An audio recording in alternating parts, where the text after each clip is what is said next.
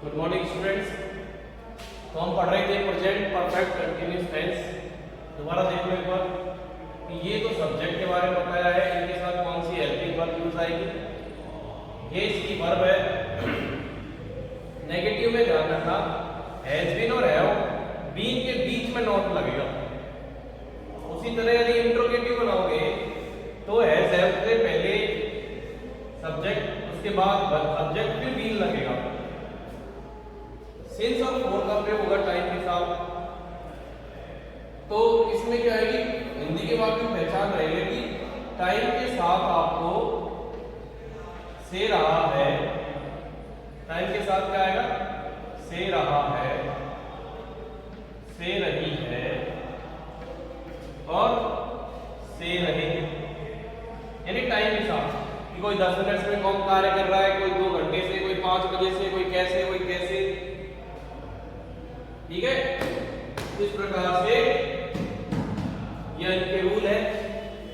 इन rules के according अगर हम इन्हें ट्रांसलेटर करें, इसको ट्रांसलेट करके देखेंगे, हमें समझ में आएगा। ध्यान रखना। देखो, मैं 2 घंटे से खाना पका रहा हूं, पका रहा हूं। ठीक है, मैं 2 घंटे से खाना पका रहा हूं। फिर देखो आप, वह 5 बजे से एक वस्तु ढूंढ रहा है।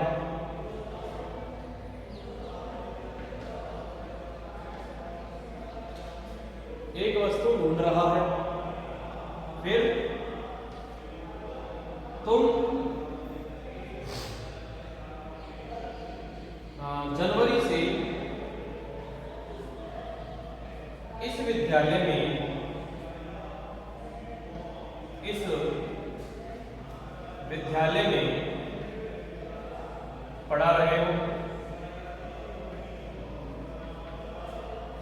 एक और देख लो,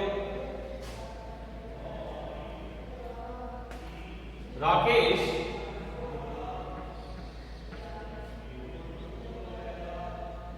एक संस्था में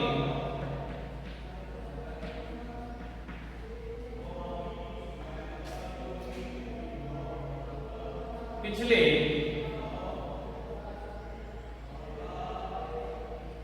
या फिर 4 सालों से, एक संस्था में 4 सालों से कार्य कर रहा है।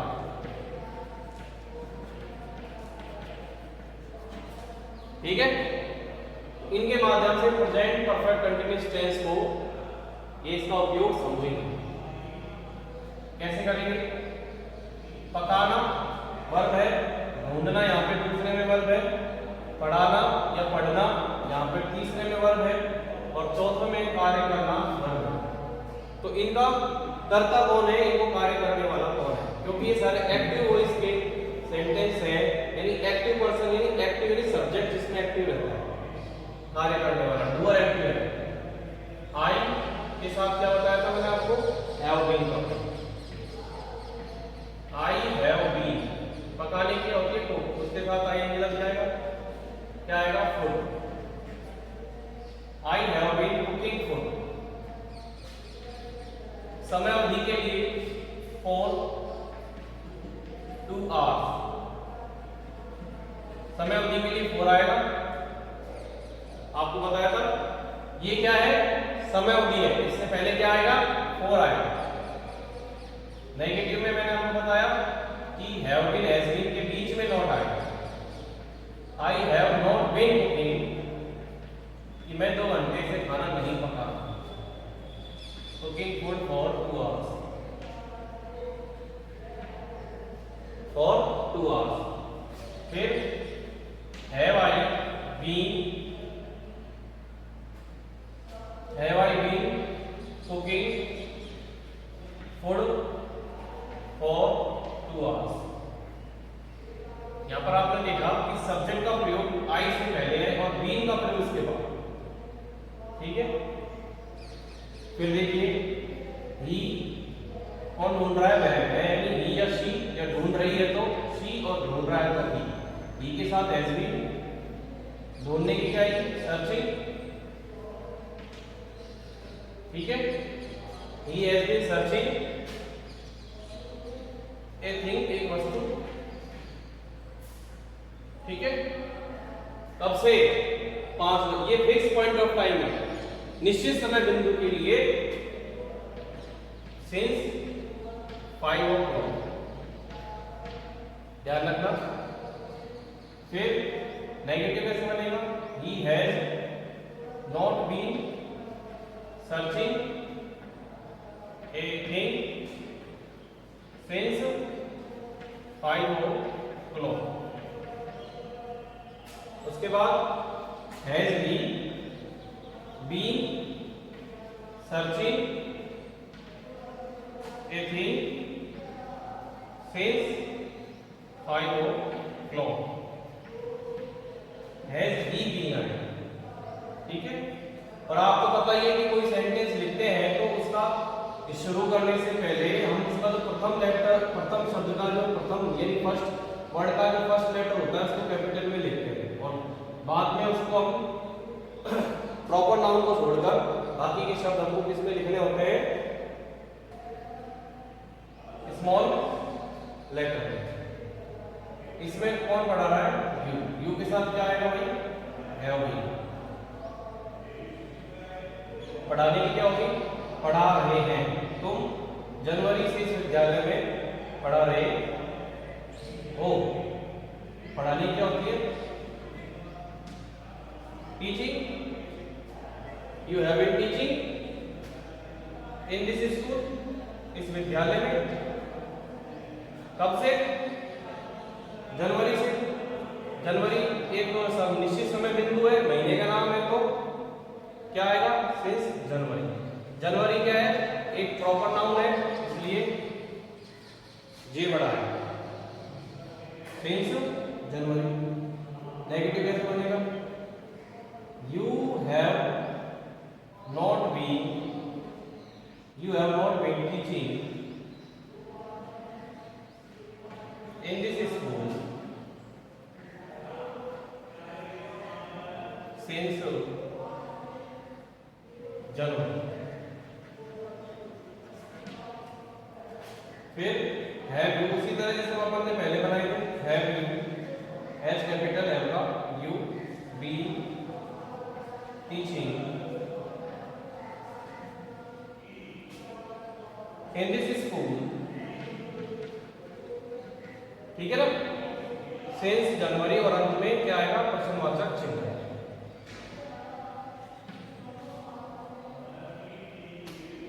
आगे बढ़ते हैं कि राकेश एक संस्था में 4 सालों से कार्य कर रहा है, तो राकेश के साथ क्या है, has been.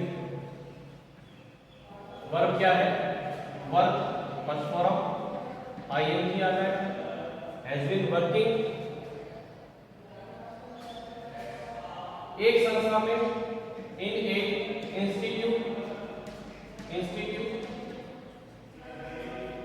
Rakesh has been working in a institute, कितने सालों से, 4 सालों से। समय अवधि है इसलिए 4 years, 4 years। उसके बाद आगे बढ़ेंगे, Rakesh has not been working in a institute for 4 years। फिर प्रश्नवाचक कैसे बनेगा, हैज में एच कैपिटल, और राकेश प्रॉपर है, प्रॉपर नाउन है तो उसका भी R capital, been working, has Rakesh been working in a institute for 4 years।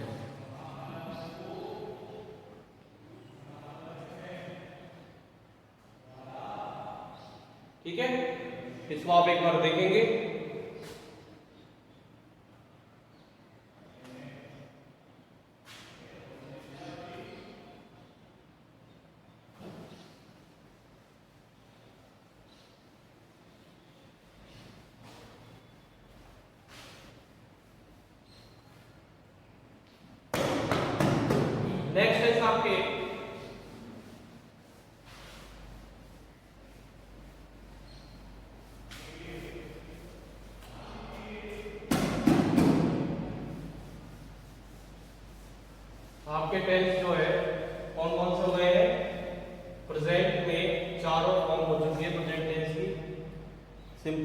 Continue perfect and perfect continuous. Next tense आता है आपके पास्ट। एग्जांपल हम एक साथ कराएंगे क्योंकि हमने आपको बताया कि हम आपको अभी सब्जेक्ट वर्ब और ऑब्जेक्ट के हिसाब से पढ़ा रहे हैं, यानी सिंगल क्लॉज सेंटेंस के हिसाब से पढ़ा रहे हैं। यूजेस के बारे में और अच्छी तरीके से प्रेजेंट परफेक्ट कंटीन्यूअस टेंस का यूज है सिंस फॉर के साथ। यदि कोई टाइम है तो आप हैज बीन हैव बीन का प्रयोग करोगे वर्किंग फॉर्म के आईएनजी के साथ। पास्ट सिंपल टेंस, ये past indefinite tense. Past indefinite tense क्या होता है? ये भूतकाल, सामान्य भूतकाल है, सिंपल। इसका ये मैं इसको दूसरा सबसे महत्वपूर्ण टेंस कहूंगा क्योंकि 10th क्लास के बेसिस पे देखा जाए तो 4 नंबर का प्रश्न आता है और 4 नंबर में कम से कम आधे आधे नंबर के हिसाब से या तो 4 आ जाएंगे या फिर एक नंबर का आ जाएगा 4, और नहीं तो हाफ हाफ मार्क्स के 1 फिलिंग द ब्लैंक्स आपके होते हैं। तो मुझे लगता है काफी बढ़िया रेशियो है। उसमें प्रेजेंट सिंपल और पास्ट सिंपल के यूजेस अधिक है, तो निश्चित रूप से उसके हमको उपयोग भी और उसका क्वेश्चन भी ज्यादा देखने को मिलेंगे। नियम रूल्स के अकॉर्डिंग अगर देखा जाए तो बहुत इजी रूल है इसके। सब्जेक्ट यानी कोई सा भी, ऑल सब्जेक्ट के साथ क्या आएगा? वर्ब की सेकंड फॉर्म। कोई सा भी सब्जेक्ट हो, ऑल सब्जेक्ट के साथ वर्ब की सेकंड फॉर्म। तो ये तो अफर्मेटिव हो गया। नेगेटिव में कैसे देखेंगे? डिड नॉट का प्रयोग। किसका प्रयोग होगा? डिड नॉट का। मगर डिड नॉट का प्रयोग करते समय जो वर्ब क्या हो जाएगी? फर्स्ट फॉर्म आएगी। इंट्रोगेटिव कैसे बनाएंगे? कि डिड का प्रयोग सबसे पहले, उसके बाद आपको सब्जेक्ट, उसके बाद वर्ब की फर्स्ट फॉर्म, देन उसके बाद ऑब्जेक्ट और अंत में क्वेश्चन फॉर्म। यदि आपको WH वर्ड बनाना है तो डिड यूज करें WH वर्ड के बाद, केवल हु को छोड़कर, क्योंकि वो ऐसे सब्जेक्ट के बारे में पूछता है तो डायरेक्ट आपके वर्ब की सेकंड फॉर्म आएगी प्लस ऑब्जेक्ट। बाकी अदर WH वर्ड है तो what, did plus subject plus verb और ऑब्जेक्ट आपको पता ही है, वो ऑप्शनल होता है, हो सकता है मे बी वो उसका ही आंसर हो। ठीक है, तो ये इसके रूल है, दोबारा समझ लेंगे। सब्जेक्ट कोई सा भी हो, उसके साथ वर्ब की सेकंड फॉर्म आएगी। नेगेटिव में डिड नॉट प्लस वर्ब की फर्स्ट फॉर्म आएगी। इंट्रोगेटिव में यस नो वाले क्वेश्चंस के लिए, आंसर वाले क्वेश्चंस के लिए डिड पहले आएगा, सब्जेक्ट इसके बाद, और डिड आ रहा है तो वर्ब की first form plus object. WH word में हु को छोड़कर किसी भी WH वर्ड के साथ आपको did plus subject plus I, subject plus verb की फर्स्ट फॉर्म का प्रयोग करना है। ऑब्जेक्ट ऑप्शनल है क्योंकि मे बी ये उसी के बारे में पूछ रहा हूं, हो सकता है तो नहीं आता है। फिर हु के साथ डायरेक्ट वर्ब की सेकंड फॉर्म आएगी, डिड नहीं आएगा क्योंकि ये सब्जेक्ट भी जो सब्जेक्ट एज ए सब्जेक्ट के बारे में पूछता है, तो हम कहेंगे कि यहाँ पर विदाउट डिड के साथ वर्ब की सेकंड फॉर्म आएगी क्योंकि सब्जेक्ट के बारे में पूछता है, और ऑब्जेक्ट आ जाएगा। ऐसे सब्जेक्ट यूज होता है इंट्रोगेटिव में होगा इंग्लिश। तो यहाँ पर हिंदी के सेंटेंस की पहचान हो जाते हैं। तो इसमें होता है आपके है और था। जैसे पास्ट है तो था, लेकिन है और था के यूज करते ही नहीं है। इनके अलावा जो आपके जैसे उठा, गया, पढ़ा, ठीक है, खाया, इनको हम कहेंगे कि बिना और है और था के अधूरे वाक्य कहेंगे। जैसे मनीष ने पत्थर फेंका, ठीक है, मनीष ने पत्थर फेंका, कोई है और था का यूज नहीं होगा, ये तो इसका हिंदी का हो गया। दूसरी चीज इसके यूजेस में भी जैसे पास्ट इवेंट हुआ था, कोई पास्ट इवेंट है भूतकाल का कोई है ना, हिस्ट्री का, तो उसके अंदर भी हम इसका सेकंड फॉर्म यूज करते हैं सब्जेक्ट के साथ। जैसे इंडिया गॉट फ्रीडम इन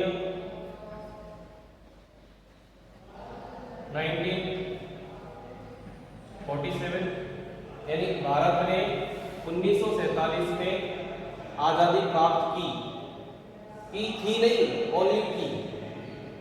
तो पास्ट इवेंट के बारे में ज्यादातर इसको यूज करते हैं। एक और है इसका इंडिकेट, जैसे ता था, ते थे और ती थी। यहां पर इसमें है, इसमें था का प्रयोग हो रहा है। जैसे कि आप कहते हैं कि एक बार एक जंगल में शेर रहता था, आपने इसको लिखा, चलो इसको एक बार देख लो, समझ लो, ठीक है। बाकी हम बताते हैं किस प्रकार से।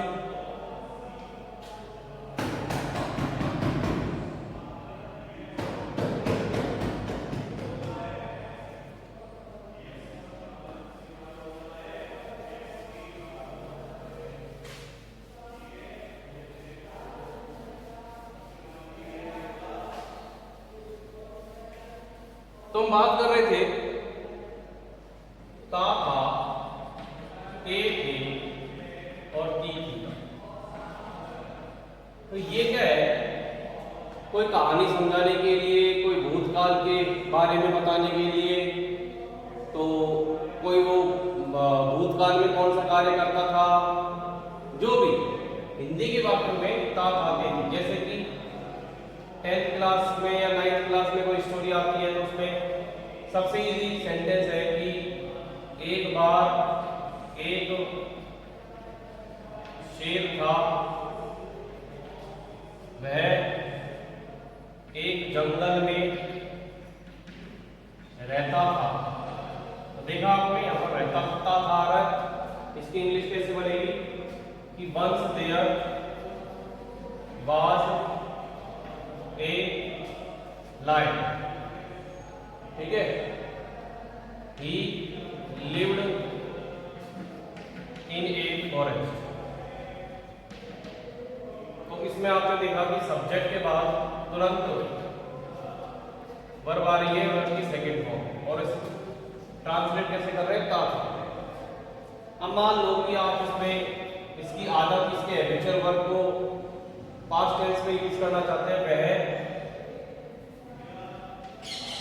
हर महीने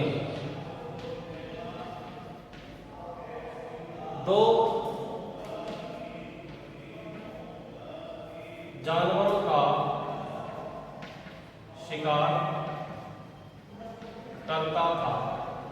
यानी भूतकाल की आदत हो गई है शिकार, वह हर महीने 2 जानवरों का शिकार करता है।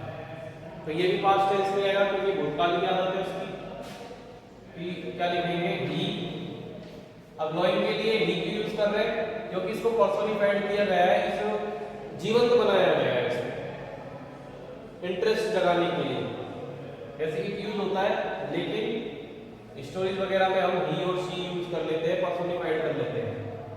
तो क्या किया उसने, वे हर महीने 2 जानवरों का शिकार किया। ही हंटेड, ठीक है, ही हंटेड 2 वाइल्ड एनिमल्स या 2 एनिमल्स पर मंथ, यानी प्रत्येक महीने, हर महीने में, पर मंथ। तो ये कहा आपने प्रेजेंट सिंपल की एडवर्ब आ रही है पर मंथ, लेकिन अगर आप इसका यूज कर सकते हो तो पास्ट सिंपल में भी इसका यूज हो सकता है। इस प्रकार से हमने देखा कि इसके उपयोग जो है हिंदी के वाक्यों के माध्यम से, हिंदी के वाक्यों किस तरह इसका यूज किया जाता है।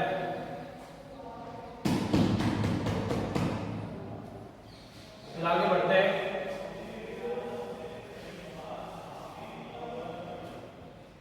कि इसका प्रयोग कैसे करना है, ठीक है।